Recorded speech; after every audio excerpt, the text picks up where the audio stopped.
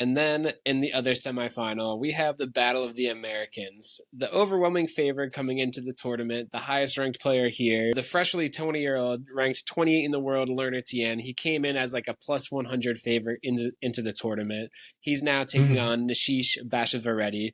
Both guys played here last year. Lerner Tien made the finals here last year and lost to Fonseca in a thriller. He's out for vengeance here. Honestly, I was a little surprised. I think Basavareddy benefited from the weaker group, in my opinion. And I think Lerner, he had a tough draw with him facing Kajer and Landaluce and Hodar. Those were a lot of tough matchups. But I'd be surprised if I don't see... Landaluce. Yeah, I'm just Americanizing all of these names. But I'd be surprised if Lerner doesn't get through here because these guys kind of match up pretty well against each other. And I think I just trust Lerner's leftiness and rally IQ just to get him in these, what should be a lot of long points here against these two guys. Ultimately, Lerner Tien has been like the most on an actual ATP matches. He's been the most accomplished player by far out of anyone in this draw. Basavareddy, I remember seeing him push Djokovic. I was gonna say, like moderately tight 4-set match in a slam. Otherwise, nothing too crazy to write home about. But what does that matter? Now he's a year older than last year. Basavareddy could have put some pieces together, and that's what makes the next gen finals so special. Is all these kids have the potential to be top 20, top 10 players pretty soon. Both these guys also have great coaches in their box. Lerner Tien has Michael Chang in his box, the youngest Grand Slam winner ever. And Basavareddy recently hired Medvedev's old coach, Jill Savar. So both of these guys have great support systems around them to like kind of propel their careers going forward. And we've seen the growth, overall in a year from last year where we like barely know who these guys were. Like Basavareddy was coming off like Stanford out of college, and now it's like he's pushing the top 100. And, these guys are both established pros, but now Michael Chang, in my uneducated opinion, in the grand scheme of things, but the originator of the underhand serve did it on en route to his Grand Slam title. Are we gonna see any? I'm sure he would be the first person to say, no, Lerner, I know your serve's weak, but don't resort to an under. But like, come on, like it worked for you. You won a Grand Slam doing it here and there, like keeping people honest. Definitely. Lerner's got a leftiness. Like, do the lefty underhand serve, have it spin on the ad side, have it spin toward the deuce side. Like, come on. Yeah, I want to see it at least once. That would be an incredible secret weapon if he brought that out. I mean, both these guys, like, like I said before, I'm expecting a lot of long rallies. Like, where these guys kind of stack up with the rest of the ATP Tour, their serves are like a little underpowered. I think Tien gets a little bit more with his spin and slice serve and being able to pull people off the court, being a lefty, especially on the ad side. But so both these guys are going to be long, complicated rallies. And it's like, who do I trust like a little bit more? I probably lean toward Lerner being able to move Nishish and like have the weapons and variety and like the quickness to like get to everything and like be the last one to finish the point. So Tien's like a minus 300 favorite. I think Basavareddy, I mean, like in this format, it's so easy to get a set if you get a break, and I don't think these guys are going to hold easy. So I think I'm going to go Lerner Tien in 4 sets here.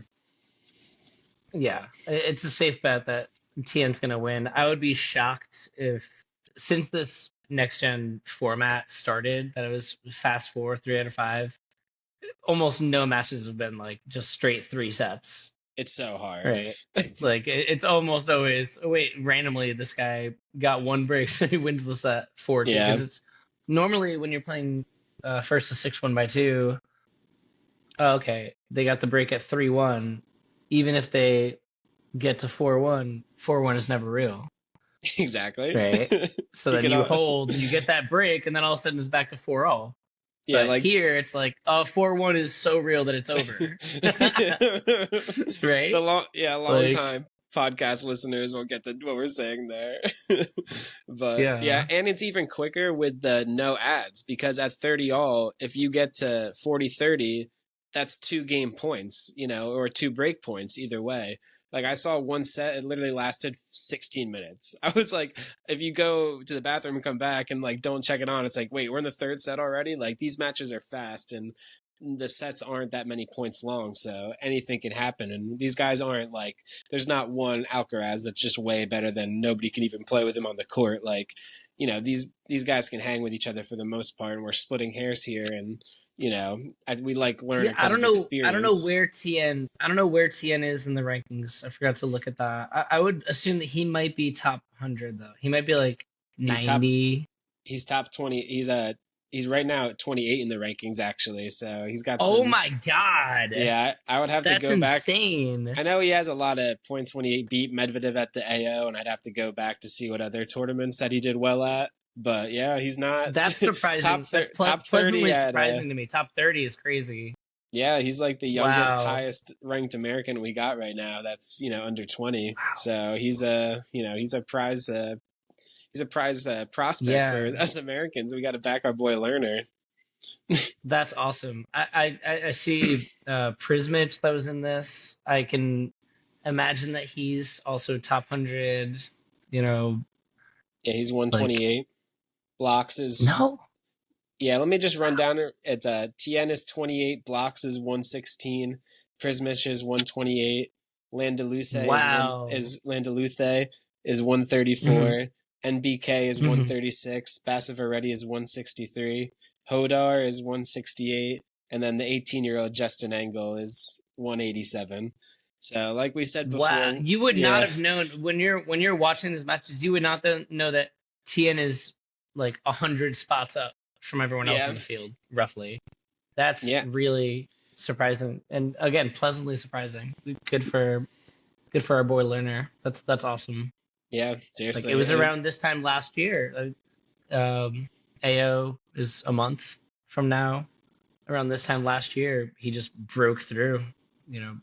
Beat Medvedev and then backed it up and got to round of 16. Yeah, I'll never forget that Medvedev match. That was incredible. Yeah, so Lerner's really definitely exciting for him. Yeah, it would be a cool moment. I think he's definitely the deserving favorite to win this tournament. I said before the tournament started, I could see him. I didn't think he deserved to be that big of a favorite because, like we said, like these matches have been closes, and with the format, like a big server like Blocks or. Like, I think a big server like Blocks could easily take him out, and then it's going to be anything could happen in these conditions. So, I mean, I like Lerner to take out Basavareddy though. I'd be surprised just how they match up. But if Lerner gets like a guy like Blocks he just took out MBK. Literally, if it's Blocks versus Tien in the finals, I'm probably taking Blocks with the major upset. The Blocks buster. Oh God. I just couldn't help myself. I just couldn't help myself. Yeah, that might be a good way to end it. But yeah, I think I would. Yeah, I think we both got. I'm taking Blocks in 5 and then Lerner in 4. It's going to be interesting if we both. I would love we'll hopefully talk. Tomorrow we'll get something out there once we get the finals matchup. But yeah, I'm excited for the tennis tomorrow. It's going to be a great way to wake up in the morning at 11 o'clock after I sleep in. So looking forward to it, Jeremy. Likewise. If you guys are enjoying, we're going to start getting back into it for this tennis year, get a lot of content going for the AO in this upcoming 2026. So if you like what we're talking, if you want to talk more tennis with us, don't forget to subscribe, like the video if you enjoyed, and keep double faulting out there, guys.